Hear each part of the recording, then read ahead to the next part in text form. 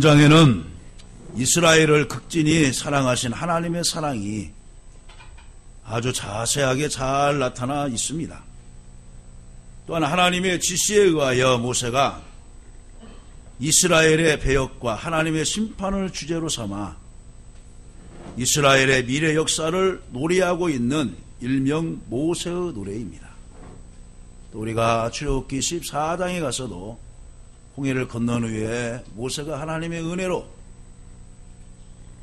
홍해를 건넌 것에 대해서 이스라엘 백성들에게 노래를 지어서 같이 불렀고, 또 미리암도 하나님 앞에 노래를 불렀고, 또 한나서 이제 사무엘상 2장에 보면은 또 한나가 하나님 앞에 노래를 불러서 영광을 돌렸습니다. 또 솔로몬은 이제 애가서를 통해서 주님을 찬양하고 사랑하는 술람미 여인에게 사랑의 노래를 이제 부르기도 했습니다.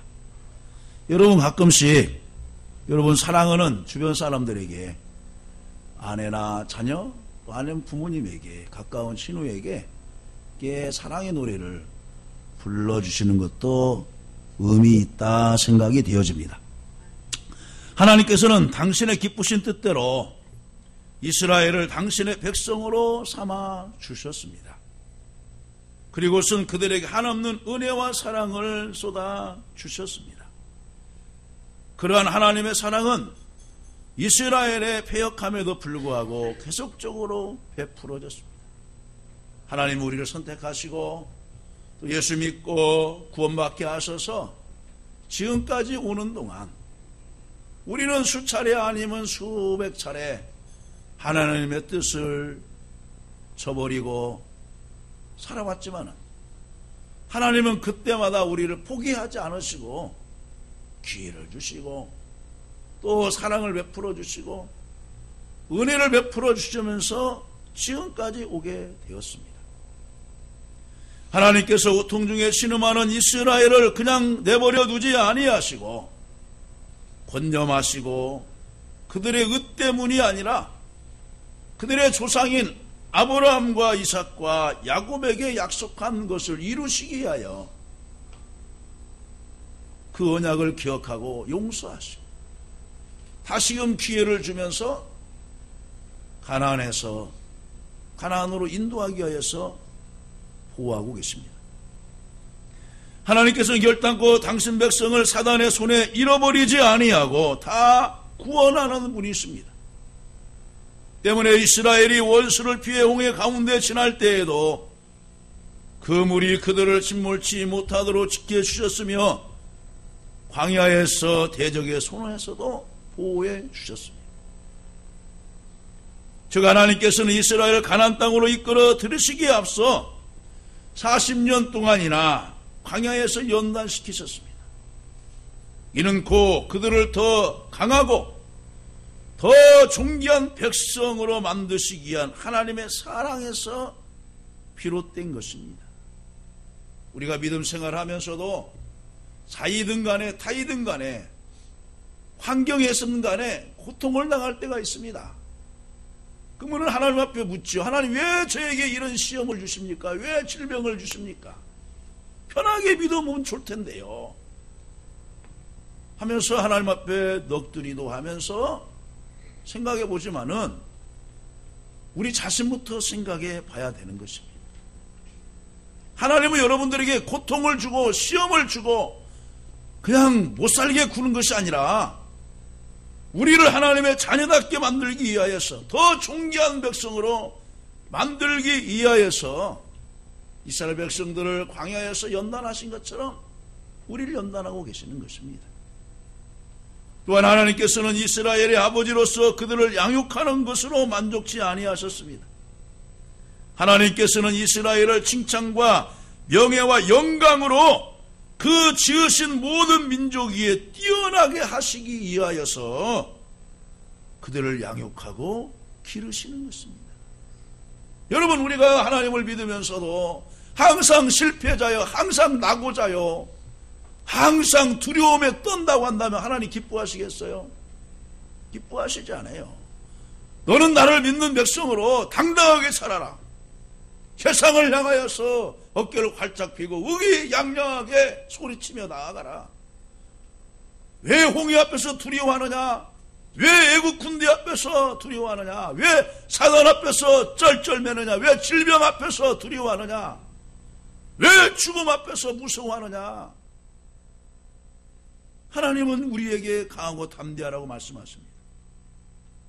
모세는 자신이 죽은 후 민족의 앞날을 염려한 나머지 노래를 백성들에게 가르쳐서 그것을 항상 부르게 함으로 경건 생활에 힘쓰도록 한 것이 오늘의 요지입니다. 아무튼 백성들은 이 노래를 부르면서 하나님과의 올바른 관계를 생각했음이 분명하며 더 나아가서 삶과 사고방식이 오직 하나님 중심으로 이루어지게 된 것을 볼 수 있습니다. 어렸을 때 어린아이에게 어떤 노래를 가르치잖아요. 동요나 아니면 하나님을 찬양하는 노래를 가르치면 늙어서도 그것을 떠나지 아니에요. 부모는 이 가사의 일부분으로 과거를 돌아보라, 하나님께서 어떻게 섭리하셨는지를 우리들에게 구체적으로 알려주고 있습니다. 저는 그래서 오늘 본문을 통하여서 하나님께서 먹과 같이 지키셨도다, 눈동자와 같이 지키셨도다, 이러한 제목으로 말씀의 은혜를 나누기를 원합니다. 할렐루야. 하나님은 우리를 어떻게 보호하십니까? 10절에 극진히도 보호하신다 나오고 있습니다. 10절에 보면은 부르짖는 광야에서 만나시고, 짐승이, 사나운 짐승들이 광야에서 있는데도 우리를 보호해 주시도록 눈동자와 같이 우리에게서 1분 1초도 다른 데로 하나님은 눈짓을 하지 않는다는 거예요. 가끔씩 어느 프로에서 어린아이가 엄마가 싱크대 위에서 설거지를 하는데 전기밥솥 위에서 김이 무럭무럭 나오는데 손을 댔어요. 어린아이가 무슨 감각이 있겠습니까? 한참 동안 가만히 그 연기가 나오니까 궁금도 하고 신기하기도 하면서 그 연기 나오는 데에다 두 손을 딱 잡은 거예요. 아기가 조용히 있으니까 엄마가 설거지를 다 하고 나가 보니까 이제야 가봤어요. 우니까 이제 보니까 손이 다 녹아버렸어요. 수증기. 어린이 키우는 우리 엄마들, 할머니들 잘 생각하세요. 높은 곳에다가 밥술을 놓든가 아니면 한쪽 안 보이는 곳에 넣어야지.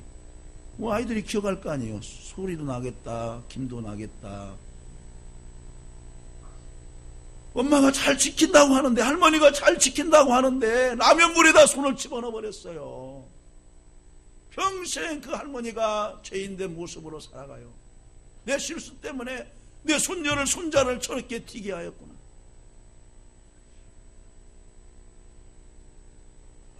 사람은 실수하잖아요. 아무리 CCTV를 여러분 도둑을 잡기 위해서 첨단 CCTV를 해요. 근데 여러분 도둑놈들이 그거 1분 몇 초면은 유리창 깨고 핸드폰 다 갖고 가잖아요. 결창관에서 출동했는데 이미 떠난 후였어요. 경찰관도 못 지켜요. 방범 CCTV도 못 지켜요. 그런데 하나님이 우리 일수족 일투족을 눈동자와 같이 지켜주신다는 거예요. 믿으시면 아멘 하십시다. 본문은 과거 이스라엘의 받은 바 은총을 상기시키고 있습니다. 하나님께서 이스라엘 백성을 얼마나 뜨거운 사랑으로 보호해 주셨는지를 깨닫게 해주는 것입니다. 너 옛날 한번 기억해봐라. 너 이러한 이경에서, 너 이러한 사망의 죽음에서도 하나님이 보호해 주시지 않았느냐. 그러면서 우리가 찬양도 불렀어요. 아, 하나님의 은혜로 있을 데 없는 자 왜 지켜주시니 감사하다면서 찬양도 불렀어요. 그런데 그 은혜를 지금 잊고 살고 있다는 것입니다. 본문은 백성들을 거룩한 백성으로 선택하신 일에서부터 시작하여 광야 40년 생활에서 끝까지 보호해 주신다신 사실을 마치 한 폭의 그림처럼 해야적으로 묘사하고 있습니다. 여러분들이 이 32장 읽으면서 한번 그림을 머리로 상상하면서 한번 그려보세요. 메마르고 삭막한 광야, 아무런 수확도 기대할 수 없는 짐승의 울부짖음만 들려오는 그 광야에서 베풀어 주신 하나님의 보호하심, 이것은 과거에서도 있었거니와 지금도 우리의 삶 가운데 있을 것이고 앞날 가운데서도 있을 줄로 믿습니다.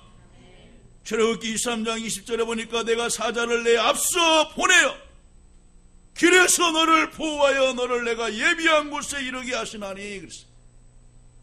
하나님 미리 앞서서 그들을 보호하도록 길을 예비해 주셨다는 거예요.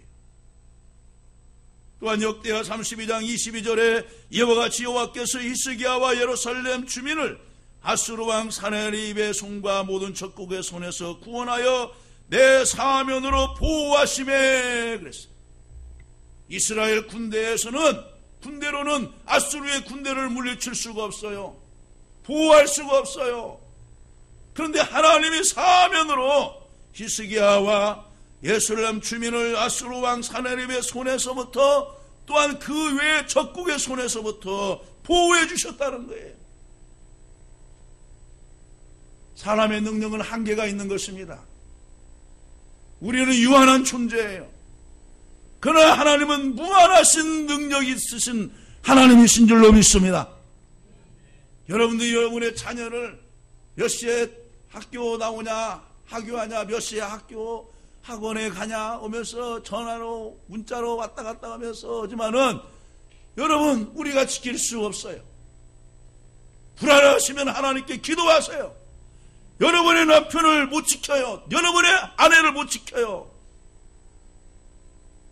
자녀가 무엇을 하고 있는지 일일이 쫓아다니면서 무슨 사람을 세워서 심부름꾼을 세워서 어떻게 미행을 하겠어요? 어부하겠어요? 대신에 여러분 하나님이 지켜주실 줄로 믿고 하나님 앞에 기도하시기를 바랍니다. 이사야서 49장 8절에 여호와께서 이같이 이르시되 은혜의 때에 내가 내게 응답하였고 구원의 날에 내가 너를 도왔도다. 내가 장차 너를 보호하며 너를 백성의 언약으로 삼으며 나라를 일으켜 그들에게 그 항모하였던 땅을 기업으로 상속하게 하리라 그랬어요. 과거의 보호를 근거로 미래까지도 보호해 주신다는 확신을 주는 힘찬 메시지인 것입니다. 한편 우리 중에 아무도 하나님의 은혜를 받은 적이 없다고 말할 수 있는 자는 아무도 없어요. 하나님이 여러분 지키시지 않으면 어떻게 지금까지 살 수 있었습니까? 다윗은 그래서 고백합니다. 내가 짐을 삼킬 동안에도 하나님이 나를 버려주시지 않았다는 거예요. 모든 인간들은 두 가지 상황에 처해 있습니다. 첫 번째 상황은 짐승이 부러지는 강야와 같은 세상에 처한 인간입니다. 아담의 범죄로 말미암아 모든 인간들은 이 강야와 같은 세상에서 생활을 시작하게 되었습니다. 언제나 짐승들의 울부짖음과 원수들의 침략이 끊이지 않고 수고하여 땀을 흘려도 만족한 대가를 얻을 수 없고 배고픔과 목마름과 헐벗음이 끊이지 않는 것이 바로 이 세상에서의 삶입니다. 두 번째 상황은 정말 짐승이 부러지는 광야에서 마귀가 부러짓고 우는 사자처럼 삼키려고 찾는 자를 세상에서 우리가 하나님께 발견되었어요. 야, 저놈 초대를 놓아두면 안 되겠구나. 저놈 초대를 놓아두면 지옥불에 가겠구나. 하나님의 긍휼하신 눈에 우리가 발견되었어요. 예수님 앞으로 우리를 인도하시고 모든 죄를 사하여 주시고 하나님의 자녀로 인쳐주셨어요.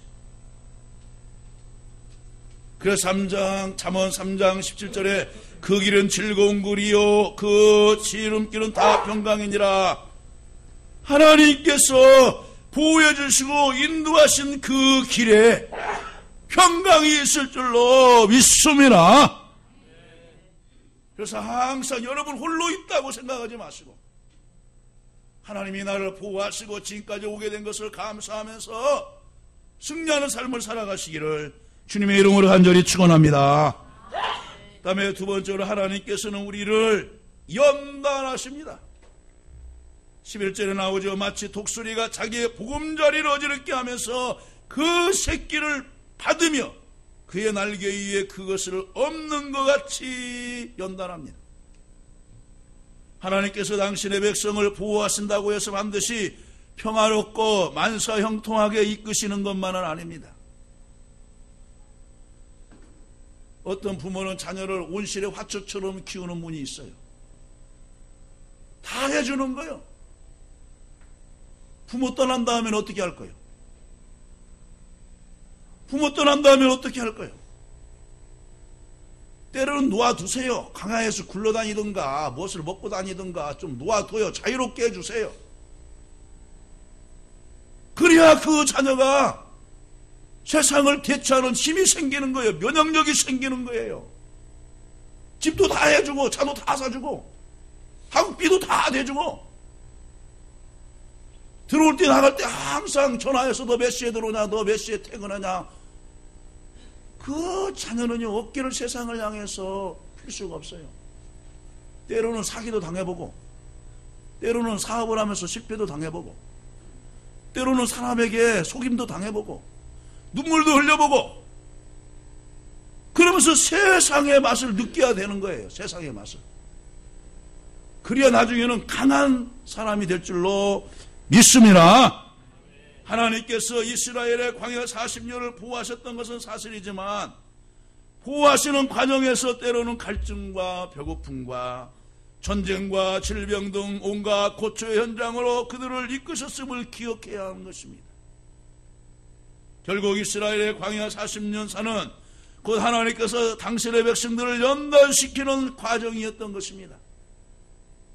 본문을 보면은 마치 독수리가 자기의 보금자리를 어지럽게 하며 자기의 새끼 위에 너풀거리며 그의 날개를 펴서 새끼를 받으며 그의 날개 위에 엎는 것 같이 그랬어요. 저는 환경 스페셜이나 이런 자연 다큐멘터리 이런 것을 참 좋아해요. 여행 이런 프로그램 같은 거 보면은 우리나라 이제 독수리 둥지가 나오죠. 황조 두루미나 그건 뭐냐 새끼를 키워요. 그러다가는 뭐냐 약한 거 있잖아요. 그러면 먹이를 안 주더라고요. 거기에서 강한 것만 키워요. 그 다음에는 뭐냐 쥐를 잡아다 주고 다른 고기를 잡아다 주고 그래요. 물고기를. 그러면서도 뭐냐 강하게 키워요. 이제 이 새끼들이 바깥으로 안 나오려고 하잖아요. 그럼 날갯짓을 하면서 새끼를 바깥으로 떨어뜨려요. 그러면서 밑에서 밟는 거예요. 죽을 것 같으면 빨리 내려와서 입으로 부리로 이제 물어다가 또 놓고 하면서 너 날개짓 하면서 살아라.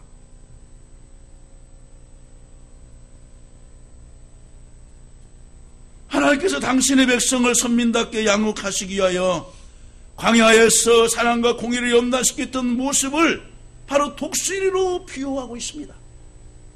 성경에는 세종의 왕이라고 하는 독수리 이야기가 많이 나옵니다.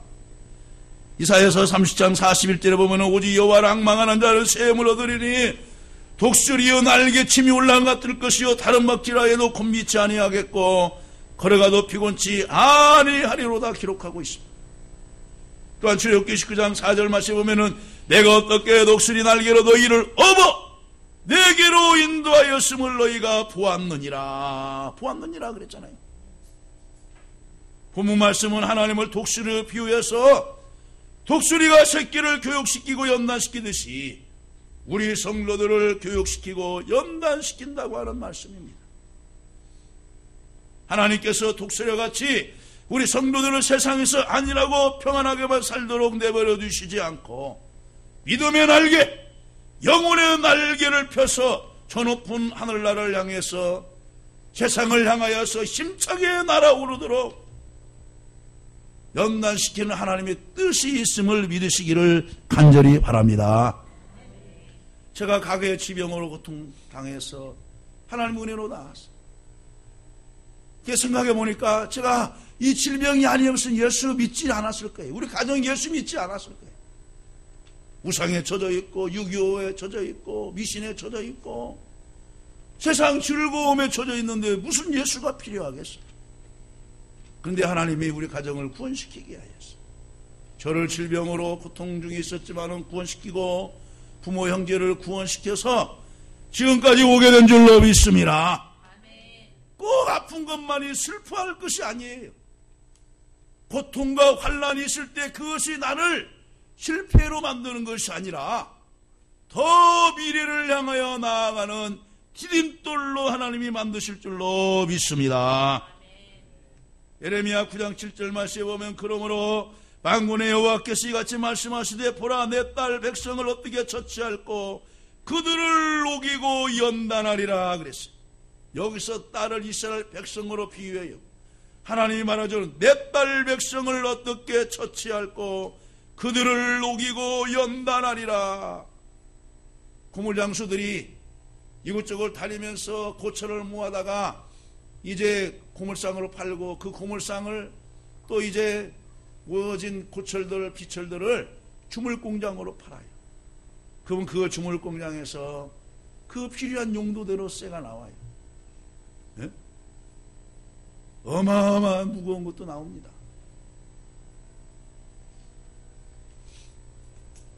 필요한 대로 이제 가서 너네들이 또 만들어서 사용해라. 어마어마하게 무거운 것도 나와요. 예? 말라기 3장 3절 말씀에 보면은 그가 은을 연단하여 깨끗하게 하는 자같이 앉아서 내 자손을 깨끗하게 하되 은같이 그들을 연단하리니 그들의 공의로운 재물을 나 여호와께 바칠 것이라. 금과 은을 연단한 것 같이 연단한다는 거예요. 왜 금값이 비쌉니까? 왜 은이 비쌉니까? 그 은은 열천도일도 좋지만은 불에도 변하지 아니에요.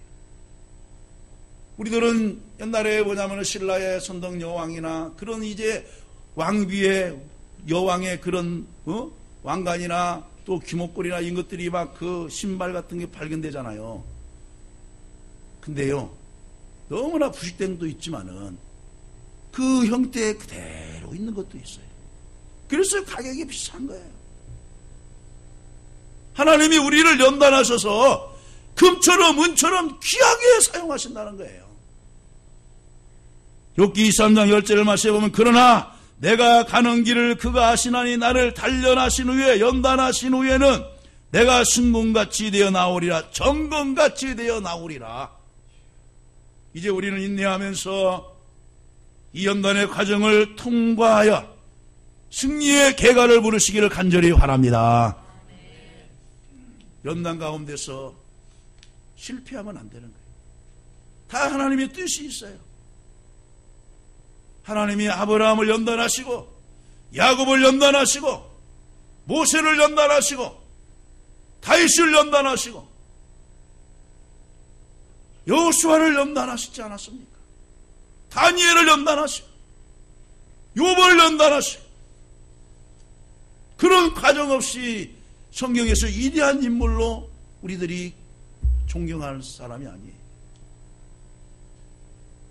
세 번째는 하나님께서 우리를 눈동자와 같이 보호하시고 연단하시면서 인도하십니다.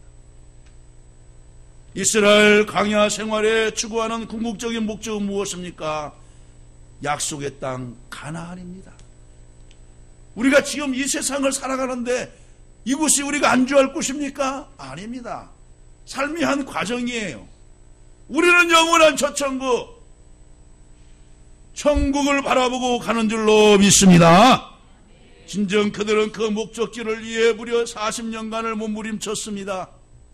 실로 그들은 가나안 땅이 너무도 멀게 보일 때 그리고 그들의 행진 방향이 가나안과 정반대일 때 백성들은 차별하고 또 하나님을 의심하기도 했습니다. 가데스 바네아에서 가나안까지는 10하루길이면 갈 수 있습니다. 근데 그 당시에 철기 문화를 미리 받아들였던 블레셋 족속들이 얼마나 강하고 얼마나 야만적인지 전쟁을 치러보지 못했던 히브리 민족 이스라엘 백성들에게는 지레 겁을 먹을 것 같아요. 그러니까 우회적으로 돌리는 거예요. 하나님이 어느 때는 여러분들을 정면 돌파를 시킬 때도 있지만은 아직 믿음이 그 정도 안 돼요. 그럴 때는 우회적으로 돌리기도 하시는 거예요. 목사 설교를 들을 때도 어느 때는 정면으로 이야기하면 이 사람이 실족해서 도저히 안 돼. 그러면 우회적으로 얘기하는 거예요. 하나님께서는 끝까지 편치 않으시고 결국 주님의 계획대로 당신의 지혜에 의거하여 그들을 가나안 땅으로 인도하셨습니다. 우리가 현재 절박한 상황에 처해 있어도 자리자리 않는 것은 하나님께서 우리를 하늘 가나안에 반드시 인도해 주실 것을 확신하기 때문에 그렇습니다.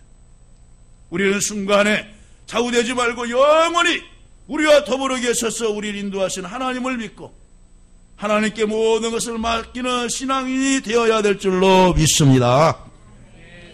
출애굽기 6장 3절에 내가 아브라함과 이삭과 야곱에게 주기로 맹세한 땅으로 인도하고 그 땅을 너희에게 기업으로 주어 기업을 삼게 하리라. 나는 여호와라 하셨다 하라. 아브라함과 이삭과 야곱에게 약속한 그 맹세한 땅으로 인도하고 그 기업을 주도록 하기 위해서 광야를 걷게 하셨다는 거예요.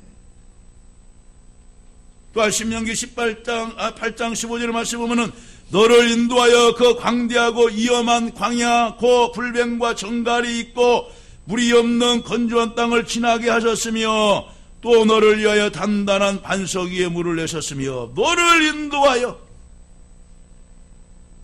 여호와는 나의 목자시니 내가 부족함이 없으리로다. 그가 나를 푸른 초장에 이시며 쉴만한 물가로 인도하시는도다. 하나님은 오늘 또 여러분들을 영적인 쉴만한 물가, 하나님의 전, 영적인 풀밭, 하늘 양식, 하나님의 말씀을 먹이도록 하나님의 전으로 인도한 줄로 믿습니다. 저 양들이요 주변을 잘 살핍니다. 목자가 과연 있는지 나를 지켜주고 있는지 모르는 것 같지만은 자기네끼리는 다 알아요. 그러면서 눈을 안 떼는 거예요. 물론 목자도 양에게서 눈을 안 떼요. 왜? 사나운 짐승들이 다윗이 말한 것처럼 곰이 와서 잡아가, 사자가 와서 잡아가기 때문에 한시도 눈을 떼질 아니에요. 그러면서 저 풀밭이 다 먹었다 하면 다른 곳으로 인도하는 거예요. 더 좋은 꼴을 먹이기 위해서. 때로는 갈증 나니까 쉴만한 물가로 인도하면서도 잘 먹이는 거예요. 양은 그 목자에게 많은 것을 주더라고요. 우리나라는 양고기를 이렇게 먹지 않지만은 네팔이나 인도나 다른 데 파키스탄 같은 데는 양고기를 잘 먹어요. 그러면서 그 털은 털대로 또 그들에게 양탄 할 수 있는, 옷을 만들 수 있는, 또 카페트를 만들 수 있는 다 제공해 줘요. 이사야서 48장 17절을 말씀해보니까 너희의 구속자시요 이스라엘의 거룩하신 이이신 여호와께서 이르시되 나는 내 유익을 가르치도록 너를 마땅히 행할 길로 인도하는데 하나님 여호와라. 우리에게 환경을 통하여 시험을 통하여 우리에게 유익을 가르치도록 하기 위하여서 우리를 인도하고 계셨다는 거예요. 오늘 정소리 학생이 하나님 전에 왔는데 하나님이 인도하여 주신 줄로 믿습니다. 여러분 스스로 온 것 같지만 하나님이 인도해 주셔야 와요. 우리가 전도해 보지만은 약속을 몇 번 합니다. 누구 친구가 왔어요. 또 뭐 무슨 일이 생겼어요. 하면서 못 나오죠. 독수리가 그 새끼를 괴롭히고 고통만 주는 것 같지만 결국은 그 모든 것이 사랑이었던 것입니다. 스스로 일어나서 다른 곤충을, 다른 벌레를 잡아먹고 성장하고 또 하늘의 재앙으로 이어서 살아가도록 하기 위해서 고통을 주었던 거예요. 하나님께서도 우리에게 지겹도록 연단을 주시고 고통과 싸우게 하지만 항상 우리 곁을 떠나지 아니하시고 지켜 보호하시는 것, 인도하시는 것을 믿으시기를 간절히 바랍니다. 이사야서 49장 14절 15절 말씀은 오직 시온이 이르기를 여호와께서 나를 버리시며 주께서 나를 잊으셨다 하였거니와 여인이 어찌 그 전 먹는 자식을 잊겠으며 자기 대선한 아들을 긍휼히 여기지 않겠느냐. 그들을 혹시 잊을지라도 나는 너를 잊지 아니할 것이라 강국하게 말씀했어요. 사람은 자기 자식을 잃을 수도 있어요. 그러나 하나님은 잊지 않는다는 거예요. 이스라엘 백성이 홍해바다가 가로막히고 뒤에 그 군사가 뒤쫓아올 때 절망이었습니다. 다 죽는 줄 알았습니다. 그런데 그 절망적인 순간에 하나님께서 승리의 기쁨과 축복을 아울러 주셨습니다. 출애굽기 13장 21절 22절 여호와께서 그들 앞에서 가시며 그랬어요. 너 앞서서 보냈다 그랬잖아요. 너 앞서 가시며 낮에는 구름 기둥으로 그들의 길을 인도하시고 밤에는 불 기둥으로 그들에게 비춰사 낮이나 밤이나 진행하게 하시니 낮에는 구름 기둥 밤에는 불 기둥이 백성 앞에서 떠나지 아니하니라. 구름 기둥 불 기둥은 바로 주님을 말씀하고 있어요. 성령님을 말씀하고 있어요. 여러분 앞에서 여러분을 인도하시는 거예요. 말씀을 했습니다. 하나님은 지금까지 우리를 보호하셨습니다. 또한 더 귀하게 사용하시려고 연단하셨습니다. 또 연단 중에 계신 성도님도 있습니다. 그리고 지금까지 인도하셨습니다. 앞으로도 천국 가는 그날까지 우리 앞에서 영원한 목자가 되시는 주님이 인도하여 주실 줄로 믿습니다. 하나님이 이 나라 이 민족을 인도하시면은 통일로 갈 줄로 믿습니다. 하나님이 이 교회를 인도하시면은 선교와 구제와 부흥의 앞길로 이끌어갈 줄로 믿습니다. 하나님이 여러분의 가정을 여러분의 자녀를 인도하시면은 마귀에게 넘어지지 아니하고 승리하는 자녀로 여러분의 가문을 일으키고 세상에서 빛의 자녀답게 살아가고 승리할 줄로 믿습니다. 이러한 저와 여러분 되시기를 주님의 이름으로 간절히 축원합니다.